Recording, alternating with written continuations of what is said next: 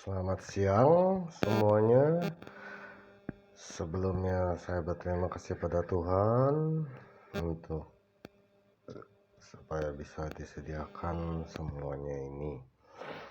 Oke, kita mulai aja ya. Kali ini di video ini saya akan mulai membahas tentang HG680P, cara kerjanya. Nah, di sini HG680P ini ada beberapa varian. Kita lihat di sini, ini yang pantat hitam ya.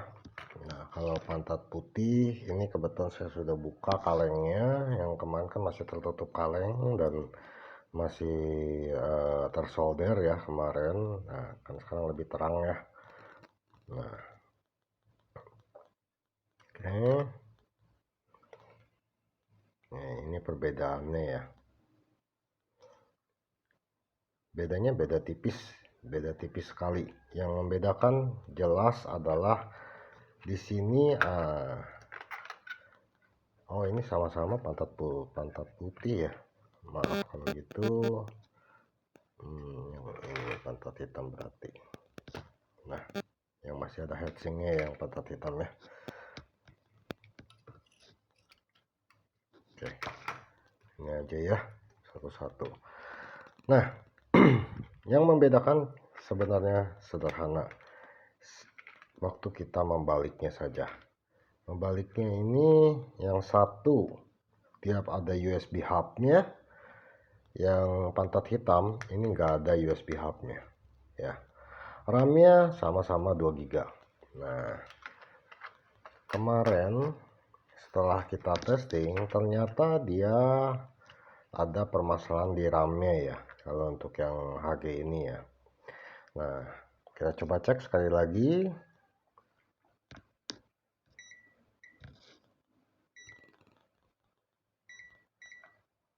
Oke,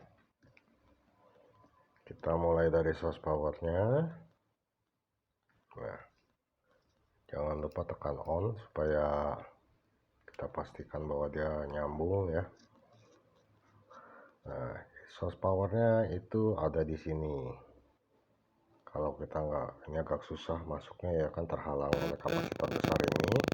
Ini sama kayak B860H ya, dia ada kapasitor besarnya. Nah, kita lihat ini dari source powernya dia masih oke. Nah, di sini ada yang buat tegangan 5 voltnya ya, tegangan 5 volt yang berasal dari sini. Nah, ini ada bridge-nya juga. Di sini ada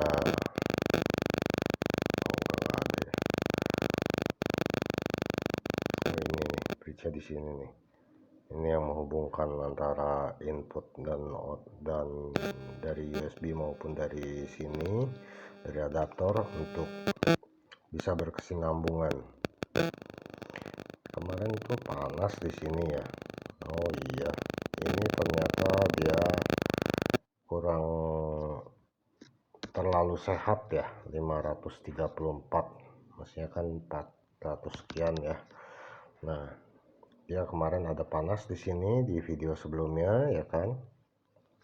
Oke, kita bandingkan dengan source konslet. Nah, ya kan, ya ternyata 5 volt ini terlalu seger ya. Nah, makanya kenapa dia panas dan dia membebani komponen-komponen lainnya. Nah, di sini dia setelah dia supply, dia step down kan ke 5 volt. 5 volt ini untuk supaya bisa nge-bridge antara ini dan dari input USB maupun input adaptor. Nah, di sini ada untuk tegangan 3,3-nya.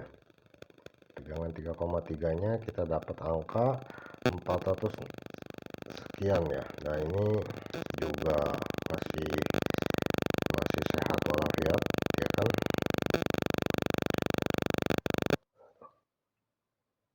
Kurang pas ya.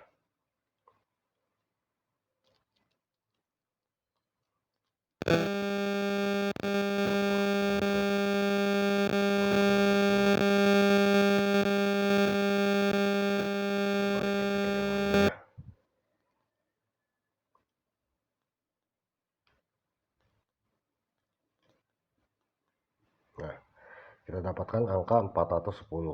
Oke, kalau misalkan agak sulit, ini kan jalurnya nyambung dengan VCC yang ada di sini ya.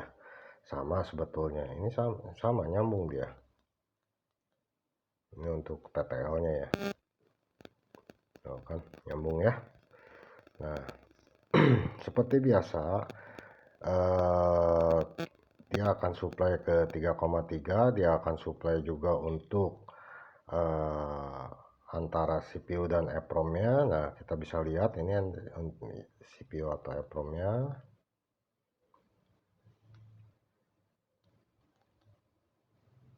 Ambil dari kapasitornya aja ya, biar lebih gampang ya.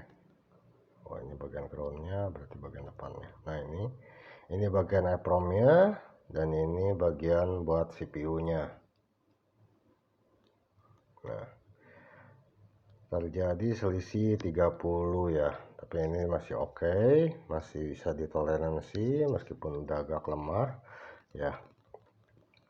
Terus prinsip kerjanya ini hampir sama dengan B860H yang sebelumnya sudah saya jelaskan. Nah, untuk kalau misalkan masih bingung, silahkan tonton video sebelum ini. Nah, ini di sini yang bermasalah adalah bagian RAM-nya, kalau nggak salah ya. Nah, kan dia harusnya tegangannya keluar di atas 100,5 ya, maksudnya biasanya 260. Tapi kemarin ketika kita coba kan kok hidup gitu ya. Berarti salah dong teorinya. Oh, bukan begitu. Yang dia jalan sebenarnya dia cuma jalan setengah, yaitu RAM 1 giganya aja. Ketika RAM 1 giga yang kan ini bisa jadi kan ini di sini RAM-nya ada 4 nih ya.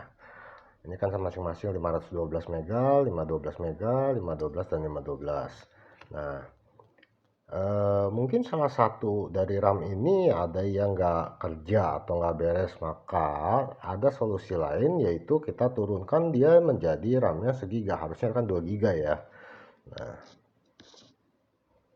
oke, sekarang setelah kita memahami prosedur dari cara kerja ini sebelum kita masuk ke dalam I/O. Nah, ini ada satu perbedaan di sini. Nah, kalau kita perhatikan dia cuma tekan 3,3 ya di sini. 1,8-nya di mana? Padahal kan MMC butuh 1,8. WiFi pun 1,8 volt. Nah, 1,8 di mana? 1,8-nya ada di sini. Titiknya di mana? Titiknya ada di sini. Sebentar saya ambil besinya ini aja ya, besinya dari HDMI. Nah, titiknya ini ada di ujung sini. Nah, ini kita dapat 411. Nah, 410. Di sini membuktikan bahwa tegangan buat 1,8 ini terlalu besar ya, sampai 411 ya. Kenapa terlalu besar? Bukannya lebih besar lebih bagus? Belum tentu. Kalau tegangannya ternyata over dibandingkan arus ampernya, nah kan bisa jadi ya. Berarti ini kemungkinan besar LDO-nya bermasalah. LDO ini bermasalah, berefek imbas ke RAM-nya. Kenapa kok bisa hubungannya dari mana? Kan sama-sama ngambil dari source power sini gitu. Oh iya, tentu saja berhubungan. Kenapa berhubungan? Karena di sini ada jalur namanya itu jalur enable ya. Jalur enable ini sangat berpengaruh, terutama di HG. Ini saling berhubungan semua. Makanya kenapa kalau salah satu dari regulator ini tidak bekerja, kecuali yang 5 volt ya, kecuali yang 5 volt, ini pasti jadi ada satu jadi permasalahan di hardware-nya. Oke, sebelum kita bahas ini, di sini I/O-nya banyak ya, makanya ini salah satu kelebihan dari I/O. Nah, di sini juga terlihat membuktikan perbedaan dari mesin B860H yang mempunyai regulator sendiri, ya kan 1,8-nya. Dia sama-sama dia pakai LDO juga, cuman dia punya sendiri dulu. Dia ditahan sama ini, makanya dia tugas 1,8 volt ini nggak terlalu berat gitu. Walaupun ini udah berkarat ini masih oke loh. Oke ya. Nah, ini kelihatannya bagus. Nggak, ya ada karat sih, tapi karatnya nggak separah tadi. Yaitu yang ditumpukan di video sebelumnya itu ada mesin-mesin B760H, itu lebih parah lagi. Ya, bahkan ada ini HG yang cukup parah juga. Saya juga sempat heran ini apa yang terjadi gitu sampai karatnya sangat parah. Oke, saya rasa saya nggak akan mengulang terlalu banyak di sini karena prinsip kerjanya sama. Kelebihan lainnya adalah dia mempunyai sistem modular. Nah, jadi enak ya kalau mau wifi-nya nggak beres atau bermasalah, ini kita tinggal cabut aja. Nah, sekarang saya jelaskan perbedaannya. Oke, dari cara kerja saya rasa cukup. Perbedaan dengan mesin yang pantat putih ya. Oke, sebenarnya ini harusnya saya bahas setelah kita membahas fungsi-fungsi dari I/O, tapi di sini saya mau jelaskan yang menjadi signifikan, yaitu di sini nah ini ya, kan kita lihat ya jalur ke wifi-nya ada banyak nih ya. Nah, ini namanya jalur SDIO. Nah, dia masih menggunakan SDIO. Makanya kenapa begitu kita masukkan dalam Linux, OpenWRT, itu langsung dia auto detect. Nggak ada masalah. Sebenarnya harusnya dia langsung auto detect. Karena udah bawaannya SDIO. Tapi beda dengan pantat putih ini. Pantat putih ini dia melalui USB hub. Ini tuh dia sambungkan. Nah kan ada masuk USB hub dulu, dari USB hub baru masuk ke WiFi modulnya. Nah, WiFi modulnya ini sama persis seperti WiFi modul yang kita tempelkan via USB. Ya, dia memang masuknya lewat USB ini. Makanya drivernya juga berbeda ya. Nah, kita lihat kan jalurnya juga di sini banyak, di sini sedikit ya, karena dia cuma USB kan, USB cuma 4 jalur ya. Itu saja yang membuat satu perbedaan. Di sini pun juga sebenarnya ada untuk pemain Arduino, terutama kita bisa masukkan ESP82 di sini karena ini memang aslinya untuk ESP82 nih. Di sini ya, di sini kan ini jalur USB hubnya dia nyatu. Di sini USB hubnya ya, cuman kalau kita mau tambahkan WiFi modul terpisah di sini, jangan lupa untuk naikkan ampernya. Cara naikkan ampernya di sini, kapasitornya otomatis kita pakai kapasitor yang lebih besar. Kita harus pakai step down lagi, tidak mengandalkan regulator ini. Ya, kita langsungin aja dari inputnya ya. Nanti itu akan saya bahas lah kalau ada yang mau tahu. Oke, sekian mungkin saya penjelasan tentang HG680P ini, dan nanti kita akan lanjut di area eksekusinya. Di sini kan kemarin semua sempat hidup tapi dia panas ya kan. Nah, yang satu lagi ini yang pantat putihnya, coba kita cek lagi ya sebentar. Pantat putihnya apa masalahnya ini kemarin? Kita cek regulatornya dulu untuk tegangan CPU. Oh, aduh, tegangan CPU nya juga kurang ya.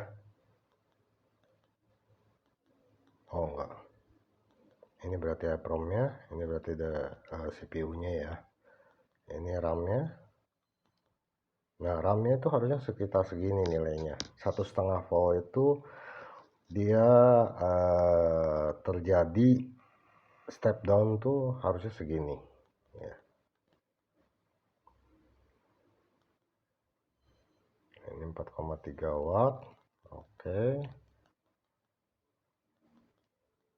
Ini juga masih oke ya.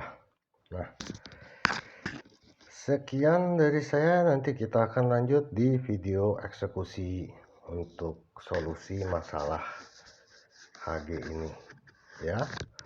Sekian dan terima kasih. Sampai ketemu di video selanjutnya.